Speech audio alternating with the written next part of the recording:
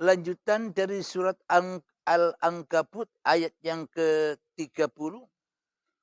Qala rabbi ansurni 'alal qaumil mufsidin. Yang artinya dia Lut berdoa kepada Tuhan, ya Tuhanku, tolonglah aku dengan menimpahkan azab atas golongan yang berbuat kerusakan itu. Shadaqallahul azim. Jadi Nabi Lut berdoa kepada Allah agar menimpahkan azab kepada manusia yang suka dengan sesama jenisnya. Nabi Lut berdoa kepada Tuhannya untuk membinasakan, mengazab manusia yang cinta kepada selain Tuhannya. Alhamdulillahirabbil alamin. Inilah bukti-bukti ayat-ayatnya Nabi Lut, ayat-ayatnya Allah yang diceritakan di dalam Al-Quran sesungguhnya berlakunya bukan hanya saat Nabi Lut saja. Jadi inilah keistimewaan, keagungan Al-Quran untuk pedoman seluruh manusia sejak awal hingga akhir manusia itu. Jadi tidak lengang dimakan masa. Jadi Al-Quran itu untuk selama-lamanya petunjuk bagi setiap manusia yang mau kembali kepada tuan rumahnya, yang mau kembali kepada sang penciptanya. Jadi gambaran apa yang kita kerjakan selama ini, kita sayang kepada diri kita. Kita cinta kepada semua urusan-urusan yang kita kerjakan. Kita cinta kepada dunia-dunia yang kita kumpul-kumpulkan selama ini. Daripada cinta kepada Tuhan yang telah menciptakan semua ini. Daripada mencintai hidup uripe Allah yang mengadakan semua keadaan-keadaan yang sudah kita lewati. Kita hanya cinta pada diri daripada cinta kepada diri Allah. Itulah gambaran-gambaran diri kita. Akhirnya kita diazab oleh Allah. Dengan apa? Dengan api-api neraka. Dengan api-api jahanam yang tak berasap. Diazab dengan apa lagi? Diazab dengan siksa-siksa kubur. Diazab dengan ketakutan demi ketakutan di dalam hati kita untuk mengarungi dunia ini. Takut miskin, takut kita tidak bisa mengupayakan semua kebutuhan-kebutuhan diri kita, kebutuhan-kebutuhan anak-anak kita, kebutuhan-kebutuhan istri kita, dan sebagainya. Kita ditakut-takuti oleh diri kita sendiri ketika kita tidak berhasil menggapai apa yang dicinta-cintai di dalam hati kita yang semuanya cintanya hanya kepada sejenisnya, yakni dunia, urusan-urusan dunia. Itulah makna ketika kita tidak cinta kepada Allah, melainkan kita cinta kepada selain Allah, maka terazablah diri kita di dalam azabnya Allah, yakni tersiksalah hati kita dengan rasa ketakutan dan ketakutan. Maka dari itu bila kita mau kembali kepada Sang Pencipta, bila kita mau kembali duduk sebagai tamu, bukan duduk sebagai Sang Khalik atau pemilik dunia, pemilik langit dan bumi, pemilik hidup dan badan. Bila saja kita mau kembali dari mana kita datangnya, dari mana kita diadakannya, maka bila kita mau iqra' kitabak, mau bermuhasabah diri, maka kita akan mengenal, kita akan bertemu dengan sang tuan rumah, yakni hidup dan badan ini. Sang tuan rumah, dialah yang mendatangkan kita ke dunia ini, gunanya hanyalah untuk menjadi Rasulullah, pelayan-pelayan Allah, pesuruh-pesuruh Allah di dunia ini. Bukan jadi menjadi rasulnya iblis dan setan. Bukan menjadi utusan-utusan iblis dan setan. Bukan menjadi pesuruh-pesuruh iblis dan setan yang merupakan hawa nafsu kita sendiri selama ini. Alhamdulillahirabbil alamin. Maka diutuslah, diceritakan di dalam Al-Quran, diturunkanlah para nabi, diturunkanlah para rasul, gunanya untuk menuntun manusia ke jalan Tuhannya. Inilah tujuan-tujuan Allah mendatangkan rasul-rasul, mendatangkan para nabi, mendatangkan para ulama warasatul anbiya, guna untuk mengembalikan fitrahnya hati para manusia. Bukan orang Islam saja, seluruh manusia, agar hatinya fitrah kembali kepada Sang Maha Penciptanya. Karena orang beragama itu tujuannya semuanya untuk fitrah kembali jiwanya kepada Tuhan yang telah menciptakannya. Apapun model-model ajarannya, apapun syariat-syariat yang ada di dalamnya, pokok yang terpenting tujuan umat beragama, tujuan manusia beragama itu agar kembali fitrah hatinya kepada Tuhan yang telah menciptakannya. Akan tetapi di dalam perjalanan manusia terbelenggu oleh agama-agamanya. Manusia terbelenggu dengan aturan-aturan agama-agamanya. Sehingga jauh dari tujuan yang semestinya untuk memfitrahkan dirinya kepada Tuhannya. Tujuan pokoknya akhirnya tersesat sehingga kadang bermusuh-musuhan antara umat beragama. Kenapa? Karena ingin mencari kebenaran, mencari kemuliaan atas agama masing-masing. Karena apa?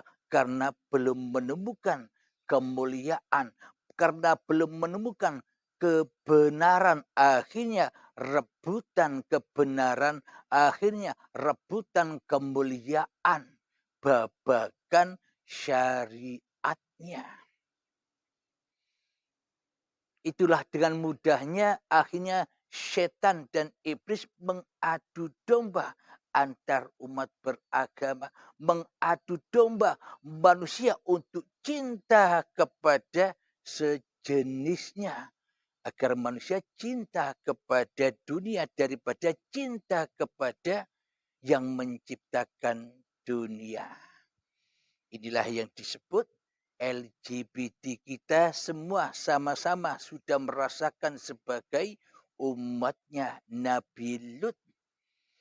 Meskipun Nabi Lut sudah masanya sudah jauh, tapi hati kita selama ini sama halnya dengan umatnya Nabi Lut secara ilahiyahnya, secara babakan hatinya. Meskipun babakan syariatnya tidak seperti umatnya Nabi Lut, tapi hati kita sama persis tidak jauh dengan umatnya Nabi Lut. Inilah tanda bukti bahwa Al-Quran itu sesungguhnya tidak menceritakan masing-masing individu manusia zaman dahulu saja.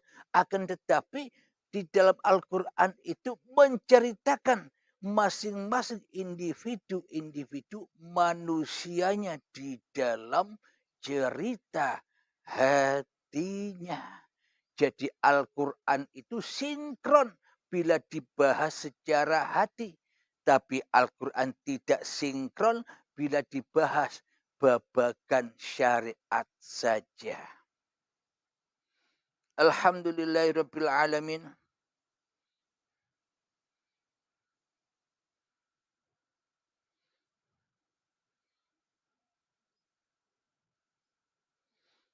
Di dalam surat Al-Ankabut ayat yang ke-21. Bismillahirrahmanirrahim. Yu'adzibu man yasha'u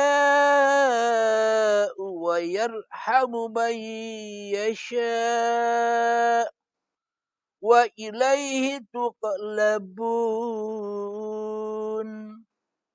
Yang artinya dia, Allah, mengazab siapa yang dia kehendaki dan memberi rahmat kepada siapa yang dikehendaki. Dan hanya kepadanya kamu akan dikembalikan. Kita ingkar apapun di dunia ini, pasti kita dikembalikan kepada Allah. Baik secara paksa atau secara sukarela. Pasti kita dikembalikan kepada Sang Pencipta diri kita. Jadi kita saat ini sudah bisa merasakan bahwa kita ini diazab atau dirahmati oleh Allah. Kita sudah bisa merasakan saat ini. Jadi tidak usah menunggu nanti. Sekarang pun kita bisa tahu kita di dalam rahmatnya Allah ataukah kita di dalam azabnya Allah, sudah kita ketahui sekarang juga. Kita berada di dalam surganya Allah dan kita di dalam nerakanya Allah, kita pun sudah bisa merasakan hasilnya saat ini juga. Maka dari itu diadakan syariat-syariat agama ini supaya manusia mengerti posisi hatinya agar manusia selamat di dalam rahmat Tuhan yang telah menciptakannya. Jadi contohnya begini. Masuklah ke dalam diri kita, Iqra' kitabak, bacalah kitabmu. Di mana kamu berdiri, di mana kamu duduk saat ini, menjadi Tuhan ataukah menjadi hamba, menjadi sang kholik ataukah menjadi makhluk, menjadi rasul, menjadi utusan, menjadi pesuruh, ataukah menjadi raja yang menyuruh, raja yang mengutus, raja yang menguasai hidup dan badan ini. Jadi tanda-tandanya bila yang ada di dalam hati kita, yang wujud di dalam hati kita, yang hidup di dalam hati kita, yang berkuasa di dalam hati kita, masih diri manusia kita sendiri, itu artinya kita sama dengan umatnya Nabi Lut, yakni diazab di dalam azab kubur, di dalam kuburan jasad ini, diazab dengan api neraka yang berbahan bakar badan manusia dan hati yang keras melebihi kerasnya batu. Itulah azab nerakanya Allah, bukan nerakanya manusia. Kalau nerakanya manusia kan besok katanya. Tapi nerakanya Allah sudah terjadi sekarang. Tergantung kita. Kita ikut agamanya Allah atau ikut agamanya iblis dan setan yang penuh dengan angan-angan. angan belaka sehingga mengatakan azab itu terjadinya besok. Akhirnya manusia disesat-sesatkan oleh iblis dan setan supaya jauh dari Tuhannya, supaya taubatnya nanti saja. Jadi disesatkanlah manusia karena manusia meyakini semua itu terjadi nanti, bukan sekarang.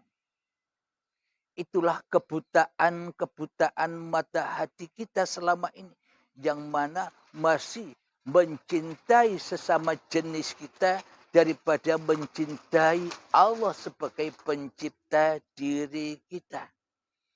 Alhamdulillahirabbil alamin. Jadi ceklah di dalam hati kita, marilah kita berlatih lagi 3 menit saja untuk kita melihat di mana kita didudukkan oleh Allah. Di dalam rahmatnya Allah ataukah di dalam azabnya Allah. Mari kita temui diri kita di dalamnya. Ada posisinya di mana? Di sisi Allah atau di sisi hawa nafsu. Itulah cara kita bertemu dengan alam hisab yang katanya nanti. Marilah kita hisab diri kita sendiri. Masuklah ke dalam diri kita. Kita mulai. Bismillahirrahmanirrahim.